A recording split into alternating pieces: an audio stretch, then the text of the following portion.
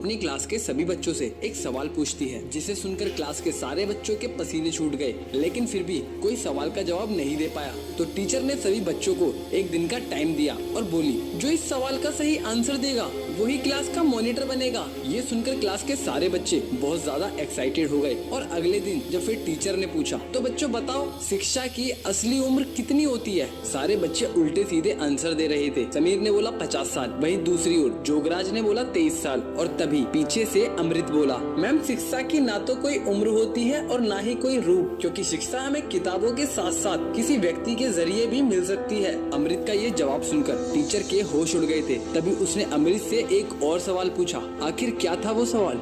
Train के एक coach में एक बूढ़ा आदमी बैठा था। तभी उसमें 7-8 लड़के चढ़ गए। लड़के थोड़ा शरारती थे। पहले लड़के ने कहा, खाली बैठे हैं, चलो कुछ करते हैं। दूसरे ने कहा, ट्रेन की चेन खींचो। तीसरे ने कहा, चेन खींचे तो पैसे लगेंगे। चौथा लड़का बोला, 100-200 निकालो, सभी दे देंगे, कुछ तो मस्ती करें। सभी ने मिलकर 1100 रुपए इकट्ठा किए। तभी पांचवें लड़के ने कहा, एक तरीका है, चेन खींचो और इस बुढ़े को फंसा दो, पैसे भी नहीं जाएंगे। बूढ़ा आदमी सारी बातें सुन रहा था। वह बोला, हमें क्यों तकलीफ दे रहे हो बेटा, हमने तुम्हारा क्या बिगाड़ा है? लड़के बोले, आज तो मजा चखाएंगे तेरे को। बूढ़ा उनके सामने हाथ जोड़ने लगा। इतने में एक लड़के ने चेन खींच दिया। अधिकारी आया तो सभी लड़कों ने बूढ़े को फंसा दिया। अधिकारी बोला, आपने चेन खींची है? बूढ़ा सोचा, अगर मैंने मना किया तो मेरा मानेगा कौन? ये तो 7-8 है। उसने कहा, हाँ साहब, मैंने ही चेन खींची है। अधिकारी बोला, पर क्यों? बूढ़े ने जवाब दिया, साहब इन लड़कों ने मिलकर मेरे 1100 रुपए छीन लिए, इसीलिए मैंने चिंता के मारे चेन खींच दिया। दोस्तों, इस कहानी से आपने क्या सीखा?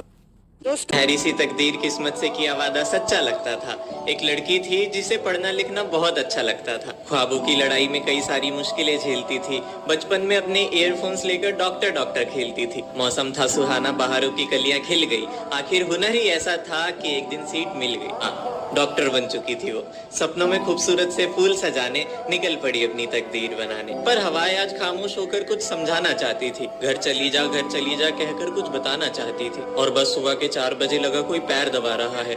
नींद गहरी थी तो लगा सपना आ रहा है। पर जब दास्ता बढ़ा तो नींद उड़ी। आंखें खुली तो सामने उसके चश्मे के शीशे उसकी आंख और अगले ही पल उसके कपड़े फाड़ दिए। वो चीखी चिल्लाई पर लोग सुन नहीं पा रहे थे। काला पर्दा है इस सच्चाई पे कि ना जाने कितने लोग उसका सीना दबा रहे थे। कई सारे राज छिपाकर किताब का वो हिस्सा ही फाड़ दिया। डॉक्टर बनने चली थी ना, लो जान से हम खामोश नहीं बैठे। रात एक चोर एक घर में घुसा। दरवाजा खोला तो एक बूढ़ी औरत सो रही थी। खटपट की आवाज से उसकी आंखें खुल गईं। चोर घबरा गया, लेकिन बुढ़िया बोली, डरो मत बेटा, लगता है किसी मजबूरी के कारण तुम ऐसा काम कर रहे हो। कोई बात नहीं, अलमारी में एक तिजोरी है, उसमें का सारा पैसा और गहना तुम चुपचाप ले जाना, लेकिन पहले मेरे पास आकर बैठो। मैंने अभी अभी एक सपना देखा है, वह सुनकर जरा मुझे उसका मतलब तो बता दो। चोर बुढ़िया की बातों में आ गया और चुपचाप जाकर उसके पास बैठ गया। बुढ़िया ने कहा, बेटा मैंने देखा कि मैं एक जंगल में खो गई हूँ। तभी एक कौवा मेरे पास आया और उसने 3 बार जोर जोर से बोला, पिंटू पिंटू पिंटू। बस फिर सपना खत्म हो गया और मेरी आंखें खुल गईं। जरा बताओ इसका क्या मतलब हुआ? चोर सोचने लगा। इतने में बुढ़िया का बेटा पिंटू अपना नाम जोर जोर से सुनकर उठ गया और अंदर आकर चोर को जमकर पीटा। बुढ़िया बोली, बस करो, अब मत मारो। चोर बोला, नहीं नहीं, मुझे और मारो, ताकि मुझे आगे से याद रहे कि मैं एक चोर हूँ, सपनों का मतलब बताने वाला नहीं।